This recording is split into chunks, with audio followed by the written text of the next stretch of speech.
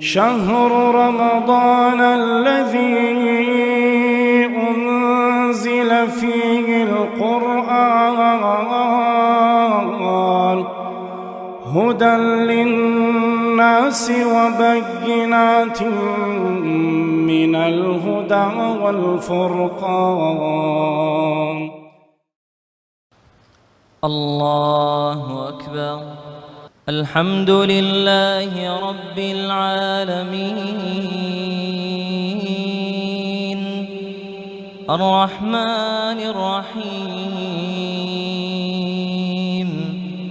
مالك يوم الدين إياك نعبد وإياك نستعين اهدنا الصراط المستقيم صراط الذين أنعمت عليهم غير المغضوب عليهم ولا الضالين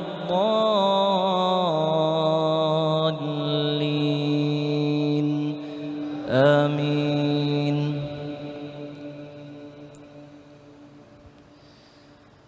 إن المجرمين في عذاب جهنم خالدون لا يفتر عنهم وهم فيه مبلسون وما ظلمناهم ولكن كانوا هم الظالمين ونادوا يا مالك ليقض علينا ربك قال إنكم ماكثون لقد جئناكم بالحق ولكن أكثركم للحق كارهون أم أبرموا أمرا فإنا مبرمون أم يحسبون أنا لا نسمع سرهم ونجواهم بلى ورسلنا لديهم يكتبون قل إن كان للرحمن ولد فأنا أول العابدين سبحان رب السماوات والأرض رب العرش عما يصفون فذرهم يخوضوا ويلعبوا حتى يلاقوا يومهم الذي يوعدون سبحان رب السماوات والأرض رب العرش عما يصفون فذرهم يخوضوا ويلعبوا حتى يلاقوا يومهم الذي يوعدون وهو الذي في السماء إله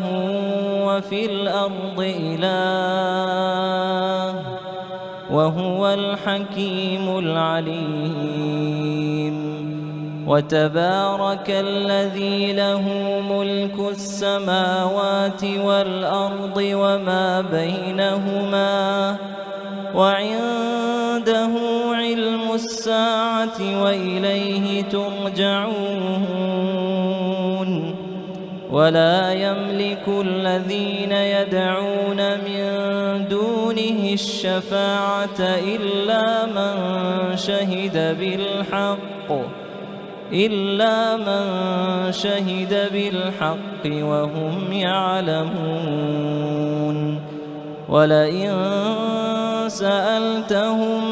من خلقهم ليقولن الله فأنى يؤفكون وقيله يا رب إن هؤلاء قوم لا يؤمنون فاصفح عنهم وقل سلام فسوف يعلمون. شهر رمضان الذي أنزل فيه القرآن هدى للناس وبينات من الهدى والفرقان.